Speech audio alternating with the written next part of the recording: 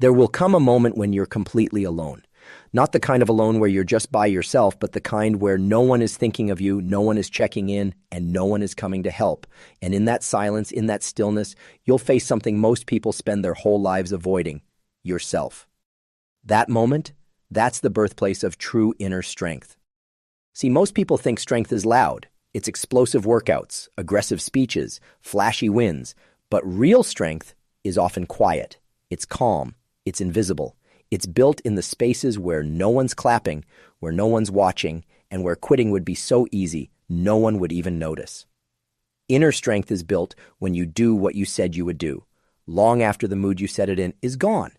It's in the early mornings when the bed is warm and your goals feel far away, but you get up anyway. It's in that one quiet decision to do what's right over what's comfortable, not once, but every single day. There's no applause for walking past the junk food, no award for staying calm in the middle of chaos, no medal for turning off the distractions and doing the work, but every one of those choices is a brick, and brick by brick you're building someone unshakable. And let's be honest, most people never get there. Not because they don't want to, but because real strength isn't sexy. It doesn't go viral. You can't flex it in a mirror. It's silent. It's personal. And it takes more than motivation. It takes consistency. It takes values. It takes a deep understanding that comfort is a trap. And growth often comes disguised as pain. Inner strength means holding yourself to a higher standard, even when no one else is. It means saying no to things that feel good now, but steal from your future.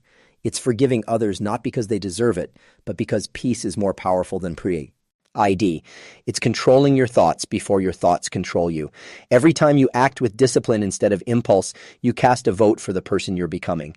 Every time you endure discomfort instead of escaping it, you reinforce your own power. And every time you stay grounded in chaos, you remind yourself you are not your emotions. You are the one watching them. That's strength. So how do you build it? Start small. One promise, one habit, one moment of discomfort, embraced, not avoided. You don't need to fix everything overnight. Just prove to yourself today that you're capable of doing the hard thing, then do it again tomorrow. That's how the fire starts. Eliminate what weakens you. That includes toxic people, bad habits, and especially your own excuses. Build rituals that strengthen you. Read instead of scroll. Breathe before you react. Move your body when your mind resists. Rest with purpose, not to escape. Track your progress, even if it's tiny. Progress fuels confidence. Confidence fuels momentum. Momentum becomes identity. And remember, no one is coming to save you. That's not meant to scare you. It's meant to free you. Because if no one's coming, then it's up to you, and that means you hold the power.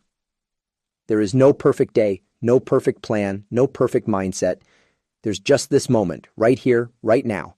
And what you choose to do with it, you can scroll, you can snooze, you can say maybe later, or you can show up, decide, take the step. Because the version of you that doesn't quit, the one who stands tall when others fold, that version isn't created in a single dramatic act.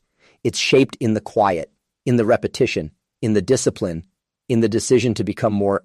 Even when no one sees you doing it, you've already made it farther than most just by deciding to build strength from the inside out. But don't stop here, because what's ahead, that's where you meet your edge. You'll face days where nothing feels like it's working, when progress is invisible, when you doubt if it's even worth it. That's not failure. That's the invitation, the threshold. Most people quit at that door. But strength, real strength, walks through it. See, discipline isn't always loud. Sometimes it's just you brushing your teeth, journaling your thoughts, walking alone in silence.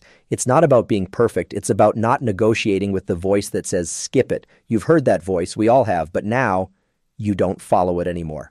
You lead yourself. Inner strength isn't about pushing harder. It's about getting quieter. Hearing the noise, the fear, the cravings, and still choosing the higher road. And you won't always feel brave, or ready, or motivated. That's okay. Strength isn't in how you feel, it's in what you choose. And when people ask later, how did you get so grounded, so disciplined, you'll smile. Because they didn't see the early mornings, the small wins, the silent battles you won when no one was watching. But you'll know, you'll always know.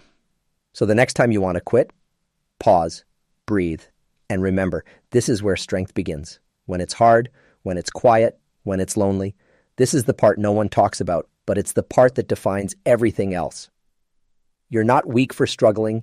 You're not lost because it's difficult. You're just on the edge of becoming someone who never needed noise, never needed permission, and never needed perfect conditions to rise. You're almost there. Don't stop now. So if you're still here, listening, thinking, processing, that means something in you is ready.